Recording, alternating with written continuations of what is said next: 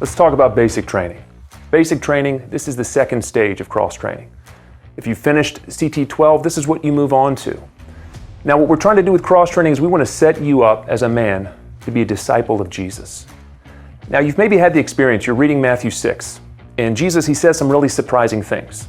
He says, and when you give generously, and he says, and when you fast, and he says, and when you pray. And you've maybe read these passages and thought, wait a second, Jesus, are you assuming that I'm already praying and fasting and doing charitable deeds, giving generously?